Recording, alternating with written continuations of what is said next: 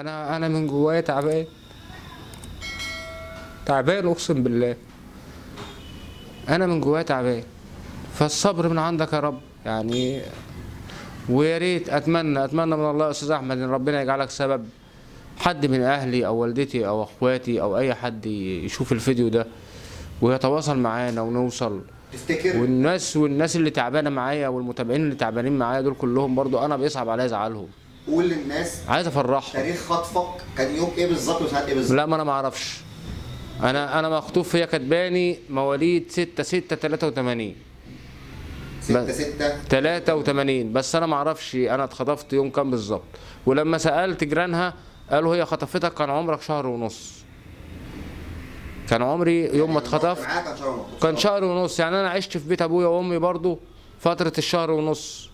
شهر ونص برضو مش شويه، انت فاهمني. فانا عشت في بيت اهلي شهر ونص. ما فيش ذاكره بتجيلك كده انك انت؟ لا، هو انا اول يعني ذاكرتي هي مع عزيزه هي يعني فتحت عيني عليها. كانت بتوديك المدرسه رحت مدرسه باسمها. كانت هي بتوديك المدرسه كانت بتوديني المدرسه.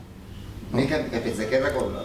هي كانت بتقعد معايا تذاكر لانها كانت بتعرف تقرا وتكتب كويس. عزيزه كانت متعلمه لحد الاعدادي، بس كانت شاطره جدا في الكتابه وفي القرايه.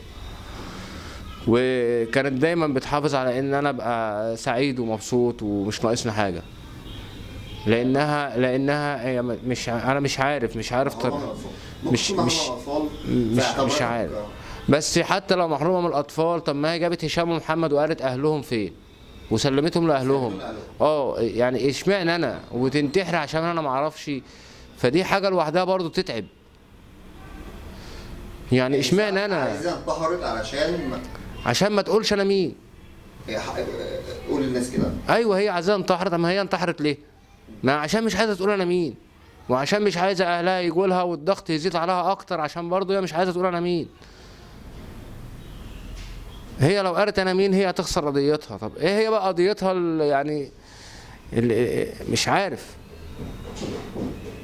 فانا محتاج ان احنا القضيه دي اجهزه الدوله، السيد الرئيس، ارجوك يا سياده الرئيس بعد اذنك كاخ كبير ليا وكأب لينا كلنا، انا محتاج القضيه بتاعتي فريق بحث بس من عند حضرتك يطلع عليها ويعملوا تحرياتهم، ولو ما وصلوش لحاجه يبقى احنا عملنا اللي علينا تمام. وهو بقى دي اراده ربنا وخلاص بقى.